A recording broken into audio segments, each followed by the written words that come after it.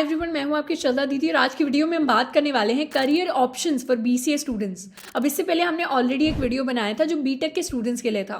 उसमें हमने बीटेक के करियर ऑप्शंस एक्सप्लोर किए थे और उसके कमेंट्स में हमें काफ़ी सारे ऐसे बीसीए के स्टूडेंट्स मिले जिनको एक सिमिलर वीडियो चाहिए था। तो हमने डिसाइड किया कि हम रिसर्च करेंगे और एक बीसीए स्टूडेंट्स के लिए वीडियो लेकर आएंगे। अब बीसीए जिनको नहीं पता, BCA bachelors of computer application होता है। ये 3 साल की वो डिग्री होती है जो या तो वो स्टूडेंट्स परस्यू करते हैं जिनको 4 साल डिग्री के अंदर नहीं लगाने, तो वो बीटेक जैसी चीज़ के लिए नहीं जाते, वो बीसीए करते हैं।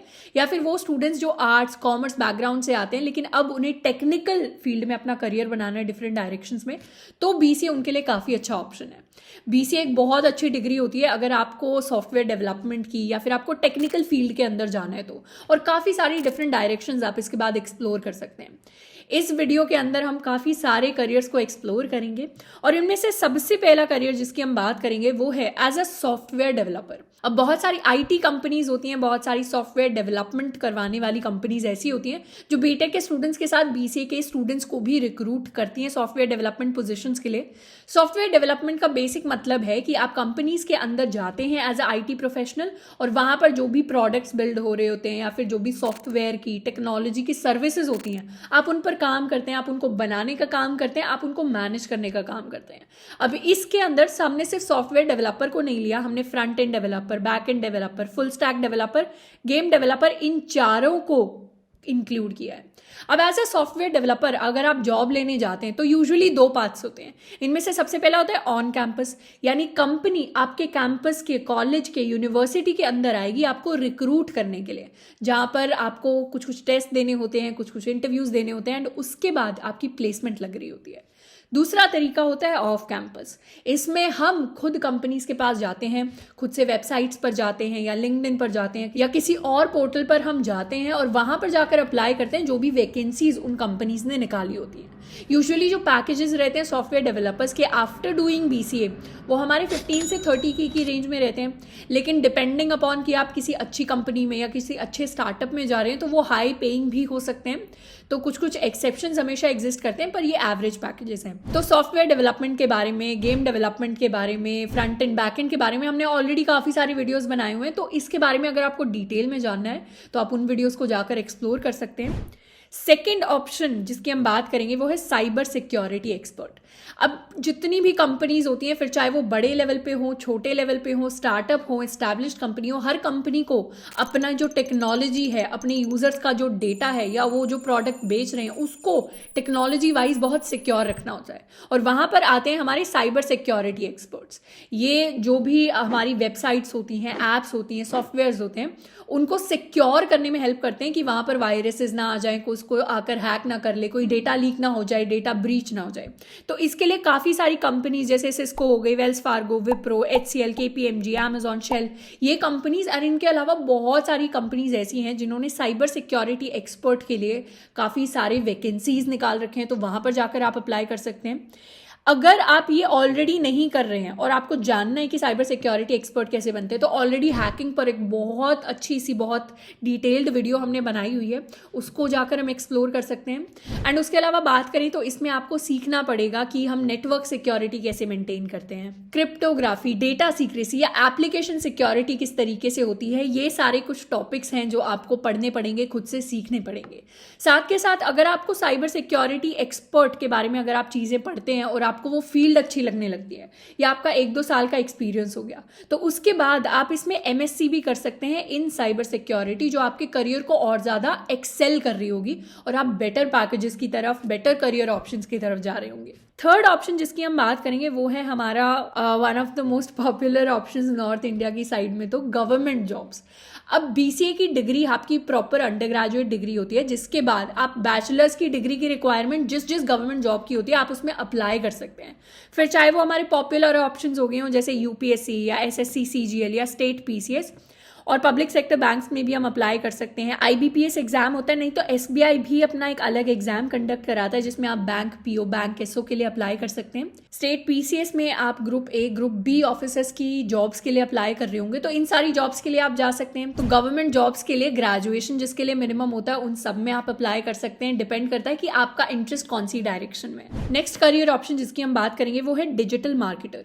आज की डेट में बहुत सारी ऐसी कंपनीज हैं जो डिजिटली शिफ्ट हो रही हैं, यानी पहले कोई ऑफलाइन बिजनेस भी था तो उसका एक ऑनलाइन मॉडल या ऑनलाइन वर्जन आपको आज की डेट में मिल ही जाएगा।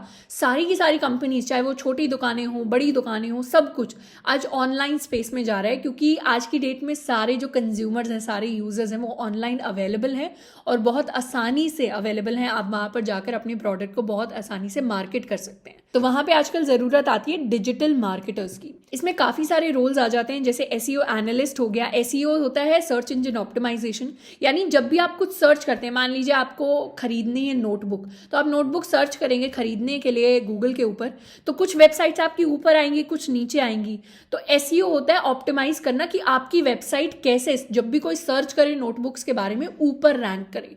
तो उस फील्ड में हम काम कर सकते हैं। नहीं तो सोशल मीडिया एक्सपर्ट्स होते हैं, डिजिटल मार्केटिंग मैनेजर्स होते हैं, UI UX डिजाइनर्स होते हैं जो डिफरेंट प्रोजेक्ट्स डिफरेंट प्रोडक्ट्स का फ्रंट एंड कैसा दिखेगा, यानी सामने से वो कैसे दिख रहे होंगे प्रोजेक्ट्स। हमारी ऐप होगी उसका कलर कैसा होगा, आइकन्स कैसे होंगे, आइकन्स किस तरीके से प्लेस्ड होंगे, बटन्स किस तरीके से होंगे, एक बटन पे क्लिक करने के बाद क्या चीज खुलनी चाहिए, उस तरीके का जो डिजाइन होता है वो UI UX वाले करते हैं। तो डिजिटल मार्केटिंग के बारे में ऑलरेडी एक प्रॉपर वीडियो बनाया हुआ है जिसमें बताया है कि किस तरीके से इसको आप सीख सकते हैं। अगर इस करियर ऑप्शन में आप इंटरेस्टेड हैं तो पैकेजेस वगैरह स्कोप सब कुछ उस वीडियो में डिस्कस कर रखा है, उसको हम जाकर देख सकते हैं अगर इस फील्ड के अंदर हमें इंटरेस्ट आ रहा है तो। नेक्स्ट जो करियर ऑप्शन है वो है हमारा डेटा साइंस की डायरेक्शन।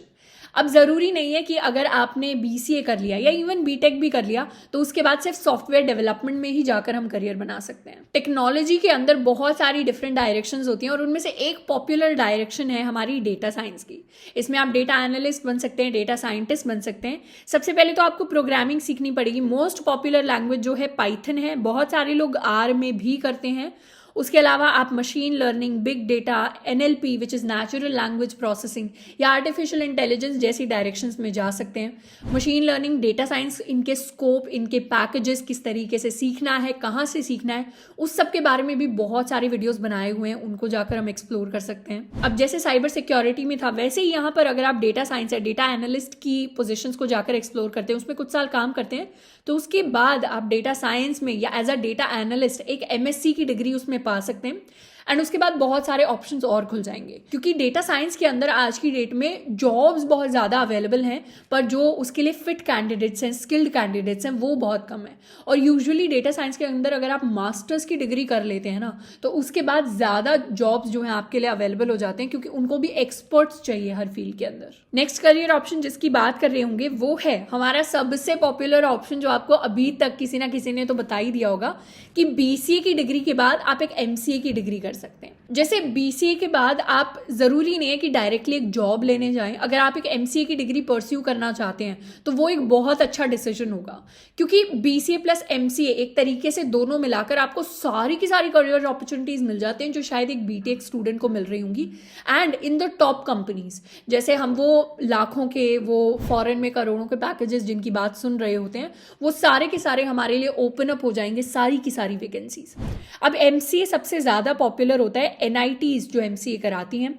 इसमें निमसेट का वो एग्जाम कंडक्ट कराती है। निमसेट के बारे में ऑलरेडी एक वीडियो बनाया हुआ है जिसमें पूरा का पूरा डिस्क्राइब किया हुआ है कि क्या सिलेबस होता है, किस तरीके के हमें सब्जेक्ट्स पढ़ने पड़ते हैं, कितने मार्क्स के, कितने क्वेश्चंस होते हैं, वो सब हम जाकर एक्सप्लोर कर सकते हैं। अगर NITs के अंदर नहीं करना, इवन दो टॉप पैकेजेस हमारे यहीं पर हैं, तो JNU भी कराती है, वो भी अच्छा है, BHU भी कराती है और हैदराबाद यूनिवर्सिटी भी कराती है।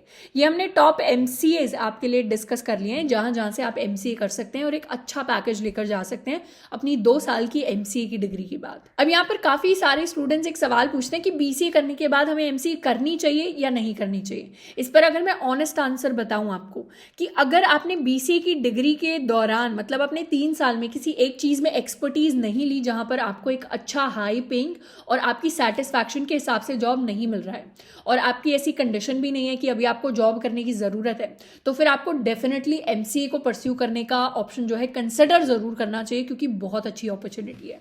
अब MCA करने के बाद हमारे जो जॉब्स होते हैं ना, वो टेक के अंदर 2 तरीके की कंपनीज में लग सकते हैं। एक तो होती है हमारी प्रोडक्ट बेस्ड कंपनीज, एक होती है सर्विस बेस्ड कंपनीज। अब प्रोडक्ट बेस्ड कंपनीज में हमारी सारी पॉपुलर कंपनीज आ जाती हैं, जैसे माइक्रोसॉफ्ट हो गई, गूगल हो गई, गोल्डमैन सैक्स हो गई, अडोबी होगी। और सर्विस बेस्ड कंपनीज यूजुअली हल्के से कम पैकेजेस पे करती हैं, पर वो पैकेजेस भी बहुत अच्छे होते हैं जब हम इंडिया के अंदर एवरेज सैलरीज की बात करते हैं। इसके अंदर हमारी TCS, विप्रो, इन्फोसिस, टेक महिंद्रा जैसी कंपनीज आ जाती हैं। अब इसके अलावा एक और ऑप्शन होता है मास्टर्स करने का, जिसमें आप जॉब के साथ साथ मास्टर्स कर सकते हैं।